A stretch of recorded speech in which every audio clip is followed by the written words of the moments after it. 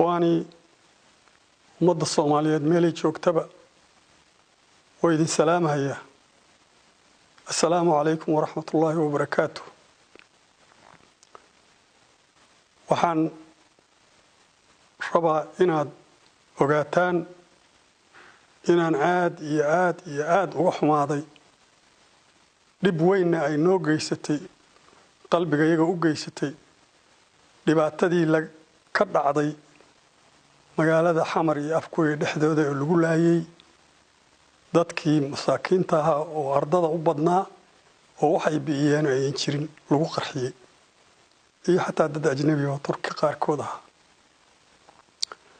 Arrintaas waa arrin dhibaatadeeda leh.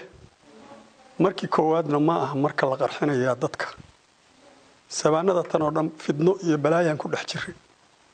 Fidnada iyo balaayadana waxa keena ciqaab weeye Ilaahay uu ku ciqaabayo dadku markii uu sidii la rabay u socon waayo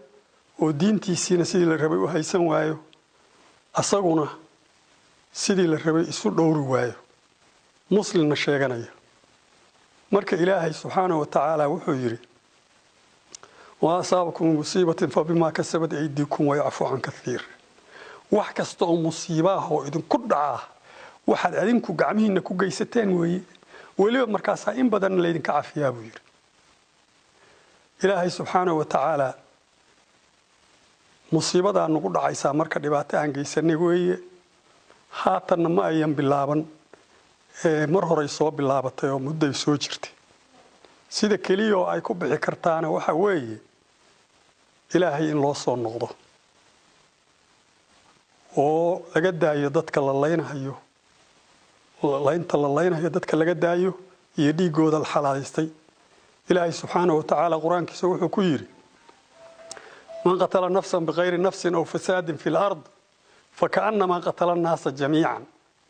qofkii naf gooya ayadu waxba dilin oo aan markaas dil ay gashay daraadeed loo dilaynin faka'annama qatala an-nasa jamii'an. dadka Ilaahay abuurtay oo dhan asagoo laayay buu la mid yahay baa Ilaahay yiri waman ahyaaha fa ahya an-nas. qofkii nooleeyana isagoo nooleeyo buu la mid yahay. Ilaahay sidaas uu yiri quraankiisa ku yiri. dhanka kale Ilaahay wuxuu yiri dadka Ilaahay halaynina Ilaahay dadkiisa halaynina Ilaahay ka baqa oo ka cabsada oo halaynina dadkiisa. dadka iska daayay si qaab darra xoolaha in loo laayaa ayaan Ilaahay ogolayn. marka dhibaatadaas dhacaysa Ilaahay in loo toobad keeno weeye. hala toobad keeno ayaan leeyahay dadka waxaan ku leeyahay hala toobad keeno. Ilaahay subhanahu wa ta'ala man qatala nafsan bighayri nafsin aw fasadin fil ard faka'annama qatala an-nasa jamii'an. qofkii naf dila oo gooya naftaas oo aan mid loo xugmiyay dhibaato ay geysatay aan ahayn oo sharci loo xugmiyay faka'annama qatala an-nasa jamii'an. dadka oo dhan qof laayay buu la mid yahay. qofkii nooleeyana sidaas oo kale weeye. marka ummadda Soomaaliyeed waxaan ugu baaqayaa Ilaahay in loo soo noqdo Ilaahay in la baryo sida ay kala yihiin duqeyda dhalinyarada ganacsatada ciidamada beedankeeda leeyahay ardayda dugsiyada dhigata dhammaanba in inta kooxo la qabto 114 goor quraanka la akhriyo Ilaahay la baryo la yiraahdo balaayada naga qaad oo loo soo wada jeesto Ilaahay ayaan kula talinaya. meel kasto ay ka joogaan dalka gobol kasta iyo degmo kasto ay degan yihiinba. degmo aan u baahnayn iyo gobol aan khayr u baahnayn ma jiree waxaan idin kula talinayaa quraankii 114kii u soo noqdo oo akhriya u fariisiyo culumo 10 20 15 30 waxay doonaan ha noqdeen 114 goor baa la akhri karaa quraanka haddii culumo badan loo fariisiyo. culumadu ha akhrido haweenka quraanka yaqaan ha akhriyeen dhalinyarada quraanka taqaan ha akhrido ciidamada qur-aanka dadka yaqaani ha akhriyeen duqayda qur-aanka taqaani ha akhriso ilaahay aan u soo noqonno qur-aankiisa aan akhrino oo ilaahay aan tawakkalno ilaahay aan tawakkalno watawakkaluu cala allahi ilaahay tawakkala ayaa la yidhi ilaahay aan tala saaranno oo aan tawakkalno ayaan leeyahay meel kastoo aan joognaba fidnadana aan iska dayno shacbiga Soomaaliyeed waxaan u soo jeedinayaa in ay midoobaan oo u midoobaan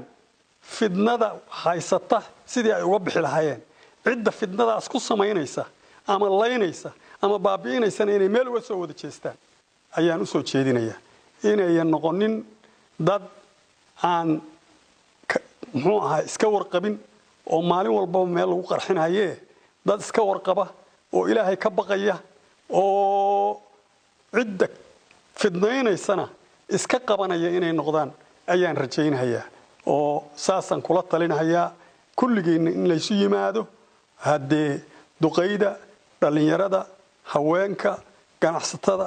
guddiyo inta la samaysto ilaahayna in laga boqo meelna looga soo wada jeesto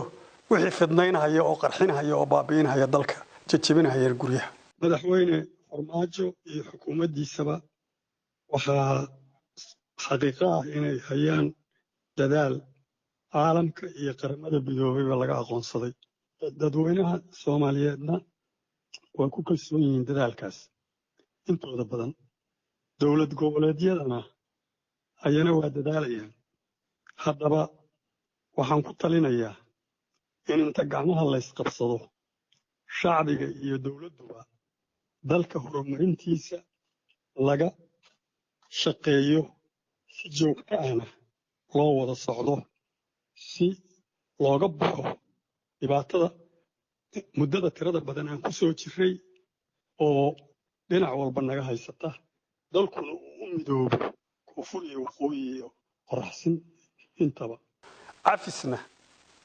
ha la iscafiyo oo ummaddu ha isku daydo inay iscafiyo hanti dadku leeyahay ciddii haysataana hadday guri tahay hadday wax kale tahana ha u celiso ciddii lahayd oo ilaahay ha ka baqdo adduunka la joogi maayo waa la tegayahay saas ayaan leeyahay ummadda Soomaaliyeed meelay joogtaba waxaanan ilaahay uga baryayaa aniguna quraanka aan akhriyo 114 markaan akhriyo ilaahay baan baryaa oo waxaan ka baryaa ilaahay culayska inuu ka qaado dalka iyo dadkaba dalkiina annagoo nabada inaan ku noqono wixii aan uga soo qaxnay waxay ahayd fidnadaas dhacaysa ayay ahayd inaan ku noqono ayagoo nabada dadka dad khayr qaba na inuu ummadda ka dhigo ilaahayna dejiyo ilaahayna ay ka baqaan kuwa u soo noqda ay noqdaan ayaguna dhexdooda ay iscafiyaan fidnad dambe iyo baaba dambena aan la isu geysan baan ilaahayna ka baryaynaa ummadana u soo jeedinaynaa inay ilaahay baryaan oo 114 quraankaana akhriyaan sidaasna ilaahay ku baryaan ayaan u soo jeedinayaa assalaamu calaykum waraxmatullaahi wabarakaatuh